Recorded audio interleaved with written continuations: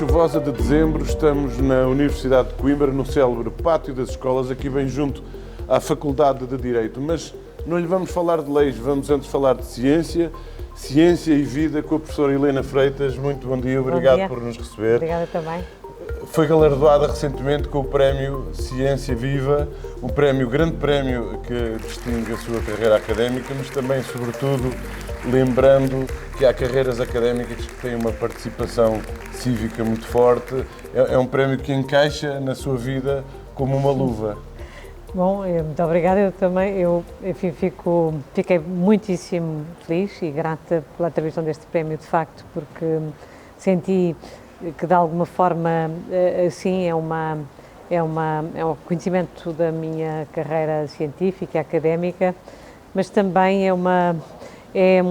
digamos, um prémio que tem para mim um significado muito especial, porque também reconhece o trabalho que fizemos em conjunto durante anos com o próprio Ciência Viva, um conjunto de projetos em que estivemos envolvidos, muitas dinâmicas que de facto acompanhei e que tive o imenso gosto também de colaborar, de participar.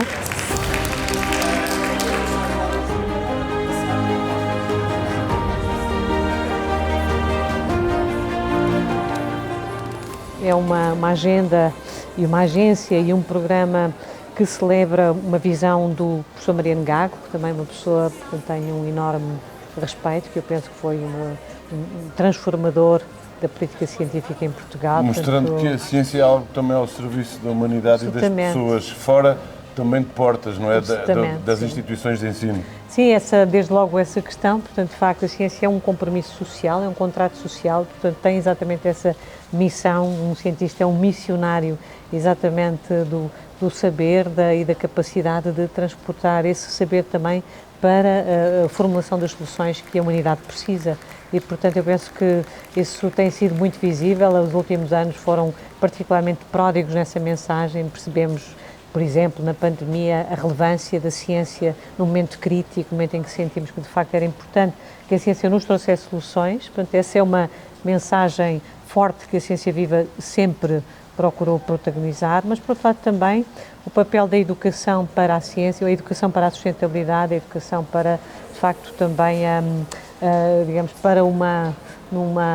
é importante que o sistema educativo também se aproprie da ciência, porque a ciência é muitíssimo transformadora, a ciência entusiasma, a ciência faz de nós também mais criativos, somos muito inspirados pela ciência e, portanto, transforma às vezes também em alerta e esse papel também é muito importante. Nós estamos aqui num dia para essa rotina de tantos dias na universidade, apesar da chuva, enfim, tem o movimento tradicional que a universidade vai tendo. Parece que está tudo bem, mas, por exemplo, no Ártico não está tudo bem. Não, infelizmente, enfim, essa é uma das ciências que hoje, enfim, tem uma relação muito próxima das pessoas, de facto, a ciência climática, portanto, a ciência que nos alerta para a crise climática e o desequilíbrio do planetário em geral. Portanto, a questão climática não é infelizmente, é uma crise planetária, portanto, que de facto convoca todas as ciências, porque é um processo de enorme complexidade. Portanto, todas as ciências são convocadas para a transição energética, para a mitigação climática, para a adaptação climática. Portanto, nós tentando até convencer os políticos mais teimosos que essa é uma agenda muito importante hoje. Sim, mencionou a questão do Ártico e é exatamente muito interessante perceber também... Está a aquecer a um ritmo preocupante, não é?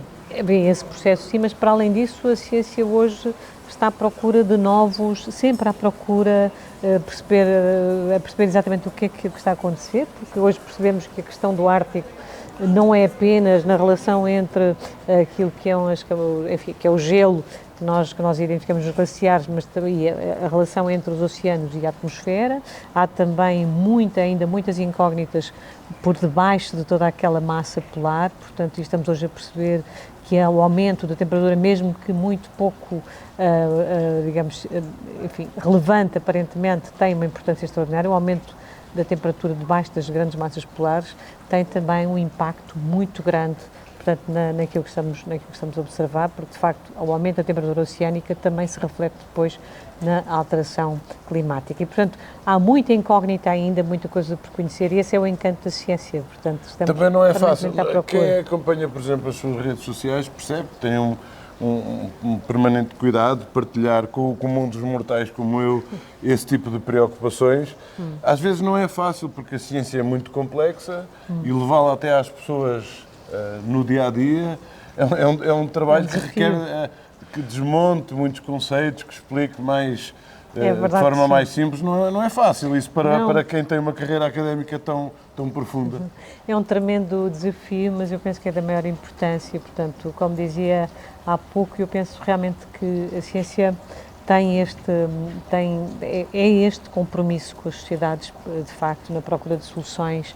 E isso também, hoje, é cada vez mais também um processo co-criativo, é um processo de cumplicidade, e tem que ser assim. E por isso é muito importante termos uma literacia também maior, uma literacia científica, ambiental, que aproxime também o cidadão comum, não é, desta agenda, e que, digamos, em conjunto também possamos trabalhar melhor as soluções, afinar as soluções e, inclusivamente, também perceber se há oportunidade para as implementar, como é que é melhor e como é que é possível implementar da melhor forma, porque nem sempre as sociedades estão culturalmente preparadas ou até não têm as condições, infelizmente, para implementar as soluções. Isso é uma preocupação tremenda, porque eu posso hoje, enfim, a ciência pode dar indicações no sentido, neste caso, de que a descarbonização é um processo, é uma imposição planetária, mas, enfim, tenho muitas sociedades do mundo que não têm as mesmas condições para proceder à transição energética, não é, que temos nós, por exemplo, nesta zona do mundo. Portanto, e há muita gente importante, ou a quem não interessa essa agenda,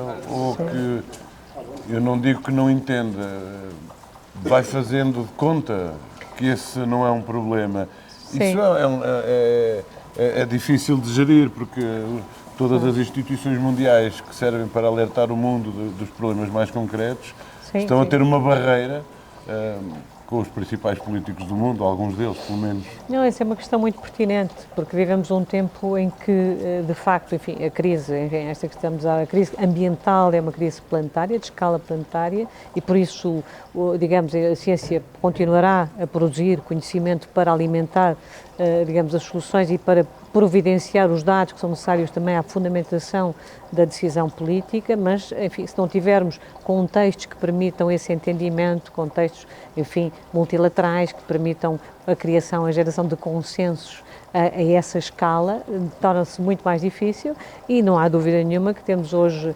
uma conjuntura que não é favorável a esses contextos, portanto temos que encontrar alternativas, mecanismos de negociação de caráter regional, etc. Portanto, mas também por isso é importante a literacia científica, é importante levar a ciência à sociedade e proporcionar à sociedade os argumentos que são necessários para também nós conseguirmos, de facto, reivindicar essa alteração, porque, infelizmente, os contextos também de decisão política são muito permeáveis, de facto, agendas económicas de grandes grupos que têm, de facto, o poder económico, e isso é incontornável. Portanto, a única forma que temos de garantir que o que prevalece é o interesse público, é o interesse comum, é, de facto, termos uma sociedade mais informada, mais habilitada também a participar nos processos e, portanto, uma sociedade que pode reivindicar porque tem também o conhecimento, não é necessário, e tem, enfim, claro, nos contextos que não podemos também abdicar deles, não é, mesmo que não sejam suficientes. E nesse contexto, este pode ser um tempo de esperança ou é um tempo marcadamente de preocupação? Este é um tempo de grande complexidade, de facto, que estamos perante, realmente, enfim, como estávamos a dizer, eu penso que do ponto de vista da ciência, da agenda científica, nunca foi tão transdisciplinar, nunca foi tão colaborativa, penso eu. Nós hoje temos muita gente a colaborar ativamente no mundo para uma agenda que é cada vez mais convergente. Portanto, eu penso que hoje das ciências naturais às ciências básicas, enfim, de uma forma geral, todas as ciências estão de uma forma muito comprometida cada vez mais a trabalhar em função, digamos, deste bem comum e da construção de uma prosperidade que de facto associa o bem-estar também das pessoas e, digamos, uma sociedade mais igual e mais justa. Portanto, isso é um princípio cada vez mais universal também no contexto do desenvolvimento científico. Agora, isto é preciso também que, simultaneamente, no quadro dos entendimentos políticos, portanto, que esta dimensão universal e cúmplice e colaborativa da ciência também exista no contexto da decisão. E aí eu penso que estamos num momento difícil, estamos num momento em que, digamos, precisamente o contrário, um momento de dúvida, mas a dúvida também pode ser que nos conduza por um caminho de esperança, porque a verdade é que a dificuldade que estamos a ter em construir no quadro público do espaço público um espaço de consenso, um espaço de diálogo, no respeito pela diferença, não é? Um quadro em que cada vez mais... É possível discutir sem que as conversas também sejam diálogos surdos, não é? Exatamente. É possível que esse espaço público, que cada vez mais se está a tornar, digamos, também um espaço de diálogo em que é possível termos diferentes verdades, diferentes culturas, a diversidade de facto que a humanidade também é feita, não é?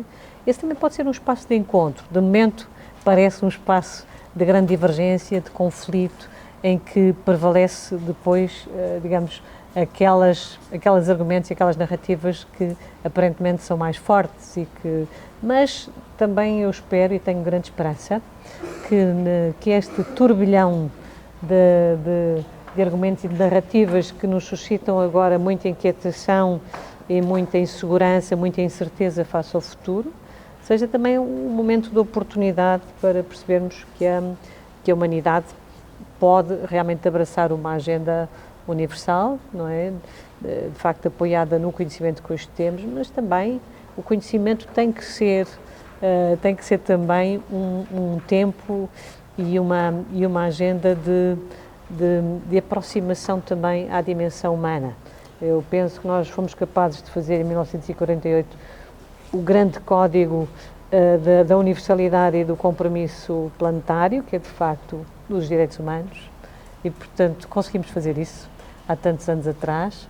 Eu penso que não há razão. A próxima batalha será fazer com que esse código seja respeitado. Que esse código de facto seja respeitado, não é? Que seja de facto matricial em todas as sociedades do mundo e que nos permita construir depois o enquadramento que precisamos e esses contextos de universalidade que precisamos para afirmar aquilo que é a base, de facto eu penso que é um princípio que nos deve unir a todos, que é realmente o respeito pelos direitos humanos e portanto isso eu penso que terá oportunidade de ressurgir com mais força e espero, sinceramente, que a ciência, por ser exatamente uma agenda de compromisso em que o conhecimento é produzido com o encantamento que a ciência suscita, com a criatividade inerente, não é?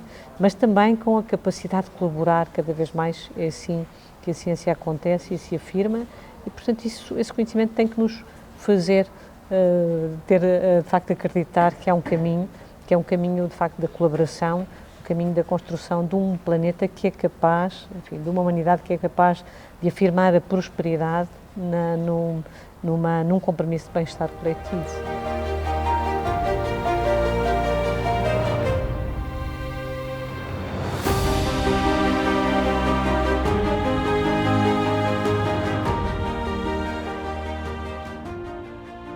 A vida é hoje cada vez mais universal, temos Sim. formas universais de discutir, nas redes sociais triunfam geralmente os maiores dos absurdos perante a ciência, Sim. mas também há lá muitos conteúdos que nos podem servir de farol neste caminho. Há dias li um texto seu que foi escrito para o Jornal do Fundão, Sim. que falava do território, das novas geografias. Nós hoje temos um país que parece ter vindo a ser canalizado nas últimas décadas, levando as pessoas todas a viver para Lisboa, eventualmente para as grandes cidades, para o Porto. Falava ali numa ideia bastante interessante para o tempo que vivemos, de novas geografias e de gente que dá sinais de que o mundo pode buscar novos caminhos e novas formas de vida. Sim. Fugindo a este drama de uma pessoa ir para Lisboa não ter sequer uma casa onde consiga viver. Não, francamente acho que nós estamos de facto neste tempo de incerteza, de insegurança que dizíamos e de alguma conflitualidade permanente no espaço público.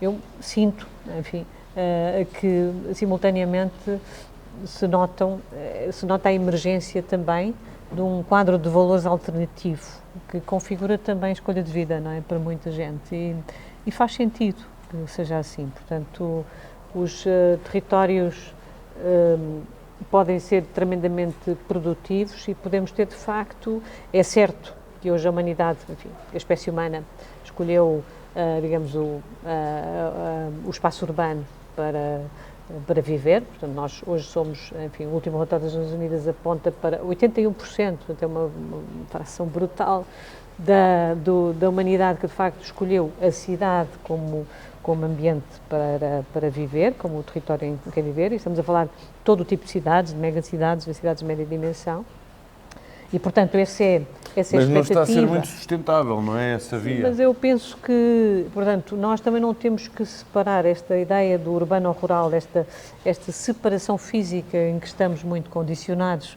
pelo tempo e vai deixar de acontecer, portanto, vai se atenuando também esta. Agora, o que é importante, o que se torna crítico nesta mudança, nesta transição, de facto, é percebermos, é gerarmos, digamos, continuidade física e mesmo conceptual também de organização do território. Portanto, nós temos que ser capazes de assegurar essas continuidades e não as descontinuidades, que é aquilo que está a acontecer, e também, por outro lado, garantir o acesso, digamos, a um conjunto básico de serviços que permitam, de facto, fazer essa opção. Mas isso, eu julgo que está a acontecer, dá uma emergência também de valores um pouco distintos, portanto, não há dúvida nenhuma que, enfim, que hoje também fazemos opções em função também de uma qualidade de vida, da capacidade, de facto, de ter uma família, de ter uma habitação digna, não é? E realmente percebemos hoje que as nossas cidades, sobretudo as grandes metrópoles, não estão capazes de oferecer essas condições mínimas, não é? E, portanto, depois há sinais contraditórios, porque nós fomos... saíram serviços, saíram pessoas. O Conta lá ainda há pouco explicava que há um território que é já também um deserto de notícias, já nem dos problemas que ficaram se fala nesses territórios, mas depois também há zonas já quase sem ninguém, onde vão chegando pessoas de outros países que querem transformar a sua vida vivendo aqui no território que nós abandonámos. Isto devia nos ensinar alguma coisa. Sem dúvida, portanto, não há dúvida que há aqui muitas contradições portanto, a tendência natural é realmente pela afirmação da vida em espaço urbano, e por isso é que é muito importante que os territórios, que as cidades de pequena e média dimensão, não é, tenham capacidade de se afirmar numa lógica também da rede, não é? De partilhar também, por exemplo, nós estamos na grande região centro de Portugal, em que a grande cidade é e será sempre, em termos populacionais, em termos demográficos, é a cidade de Coimbra, e é incompreensível que, tendo nós aqui na envolvente um conjunto de cidades, não tenhamos já um nível de cumplicidade até na partilha da programação em várias áreas, não é? Nós fala-se muito isso no desenvolvimento regional como um todo. Nós temos que começar também a perceber e implementar no quadro também da gestão e da implementação das soluções a partilha, portanto, da colaboração. Portanto, isso é por isso que nós temos que acabar com a descontinuidade, não é? E criar formas de partilha e consagrar mesmo a partilha de programação ao nível da política, sobretudo da política local, que realmente tem que fazer esse caminho. Não é possível, e nós hoje percebemos isso, por exemplo, no quadro, na região de Coimbra, quando estamos a ver agora a nova mobilidade urbana, para toda a gente é óbvio que esta mobilidade, enfim que tem que ser partilhada. Tem que ser partilhada. Toda a gente percebe hoje que se tiver essa partilha feita com os conselhos envolventes, não é? eu terei um tipo de mobilidade e uma escolha até muito diferente daquela que tenho hoje. Portanto, as pessoas muito facilmente farão outras escolhas. Portanto, a mobilidade é um elemento de conectividade e é essas conectividades que nós temos que começar a criar. Também não há razão nenhuma para que, por exemplo, a cultura, a política cultural, não seja pensada coletivamente, na primeira fase, se calhar, no próprio distrito, mas entre distritos e numa forma mais regional, não é? E quando falamos em outras soluções, então, de mobilidade em maior escala, a situação ainda será. Portanto, este é o processo, porque nós, culturalmente e na forma como nos organizamos, aliás, a própria educação, foi feita num tempo, portanto, num século, e nós estamos a perspectivar o futuro usando exatamente os mesmos mecanismos e as mesmas formulações. E isso também nos coloca perante, muitas vezes, a incerteza e até incapacidade de pensar à frente. Nós estamos numa universidade que tem 7 séculos, são mais de 700 Sim. anos. Às vezes fica aquela ideia que em Coimbra a história nos prende um bocadinho ao passado. É. No seu caso, sempre foi um conceito que contrariou, porque arranjou tempo para tudo. Estamos inclusivamente junto aqui à reitoria. A sua faculdade é ali mais ao fundo. Sim. A área da ciência. Aqui teve uma experiência completamente diferente, porque foi também vice-reitora, tratou de áreas, enfim, completamente diversas, desde as áreas que afetam mais o funcionamento da universidade no seu dia-a-dia, a questões que era preciso repensar, até o desporto foi trazido por si para a reitoria. Sim, sim. Sim, não, eu tive imenso gosto também em ter sido aqui, por algum tempo da minha vida, tive aqui um mandato, de facto, como disse a reitora, também senti que era a minha obrigação participar nos processos e dar o meu contributo à minha instituição, uma instituição do qual tenho imenso orgulho. Essa história de Coimbra é uma história absolutamente fascinante, é uma história incontornável também da Academia Nacional e dos países de expressão portuguesa e do mundo em geral. Somos uma das primeiras universidades do mundo. Temos, infelizmente, um pouco esse estigma de uma universidade agarrada, prisioneira do seu passado. Eu penso que isso nem sequer é justo, nem sequer é... Sim, porque a universidade, o que não faltam são verdade. prémios nas mais diversas áreas que vão distinguindo trabalhos orientados para o futuro. Eu acho que a história da Universidade de Coimbra não é um peso, é um valor. É um valor e é um valor que nos transporta, que nos responsabiliza, no plano também da comunidade de língua portuguesa no conjunto. É evidentemente uma responsabilidade e, nesse sentido, a história deve ser assumida como um valor e um ativo que temos, mas esta universidade sempre pensou o futuro e sempre para Portugal, para o futuro e, portanto, e continua a fazê-lo. Temos áreas absolutamente extraordinárias, temos uma comunidade académica muito, muito ativa, muito presente. Agora temos, realmente, eu penso que o que tem faltado que a cidade também seja um reflexo dessa capacidade de pensar o mundo e, de facto, e de levar também, e de ter na ciência o fundamento dessa mudança. Portanto, não temos conseguido fazer isso, mas estamos a viver um tempo novo. Eu acho que Coimbra está a viver um tempo novo e acho que o país vai perceber isso rapidamente. Porque também há um espaço novo para as cidades de média e pequena dimensão, como há pouco dizia. Isso espera-se, como estávamos há pouco a falar, realmente os constrangimentos que hoje existem nas grandes áreas metropolitanas levarão cada vez mais as pessoas a fazer outras escolhas e os territórios vão encontrar exatamente na convergência de pequenas e médias cidades a oportunidade para a transformação que de facto permitirá que as pessoas escolham esses territórios. Eu penso que isso está a acontecer e vai acontecer de uma forma cada vez mais evidente e, portanto, a percepção de Coimbra está em mudança também será muito clara e eu penso que já começa a ser, mas é, como digo, também injusto porque nós temos muitas áreas em que de facto fazemos a diferença e fomos sempre e continuamos a ser muito importantes no plano também da Academia Nacional, para a economia portuguesa, em muitas áreas. E, portanto, aqui tive o orgulho Coimbra, também... mãe e madrasta, como diz o velho fado de Coimbra. Tem a carinha, mas às vezes também nos atira para um certo esquecimento. Eu penso que eu nunca fui, eu sou natural do Minho, esta foi a cidade que me acolheu, a mim, a minha família paterna, e temos todos um enorme carinho por Coimbra, de facto, eu não consigo pensar Coimbra sem recordar os meus avós também. E, portanto, Coimbra, desculpa. Isso permite-me respirar um pouco com uma última pergunta, porque falávamos de futuro. Sim.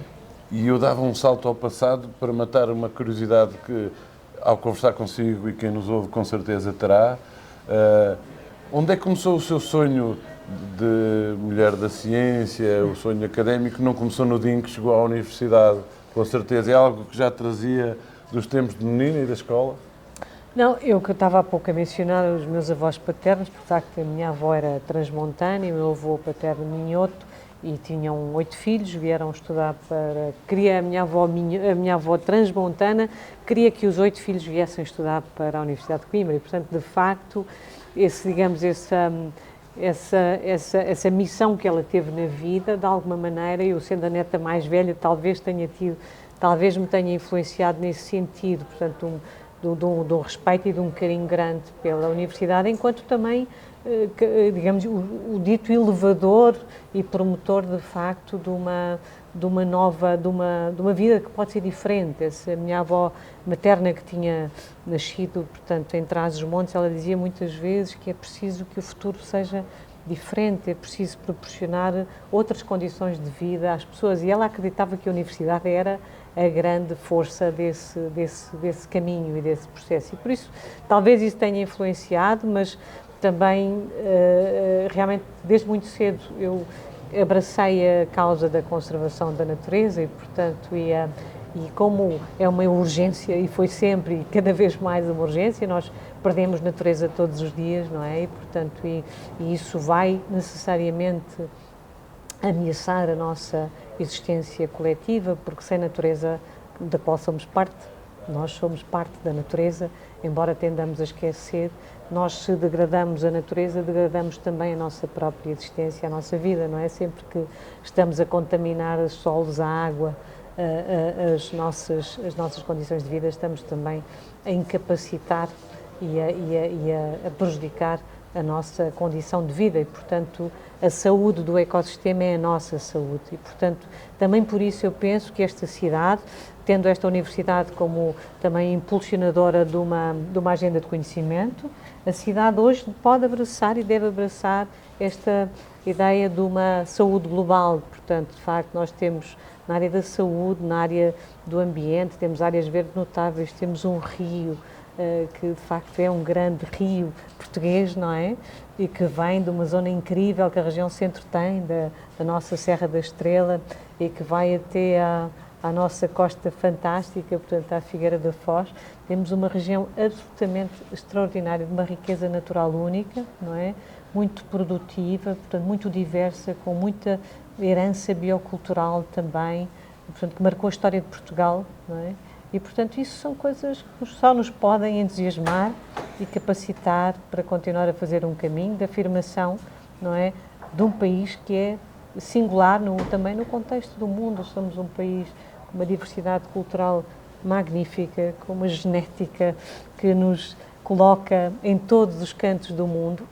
Essa diversidade é uma força motriz extraordinária da mudança no mundo de hoje. O futuro vai contar muito com Portugal, tenho a certeza, e, portanto, a Academia, onde está também a Universidade, fará também parte, seguramente. E, portanto, para mim é um imenso orgulho estar aqui convosco hoje e celebrar também a minha Universidade.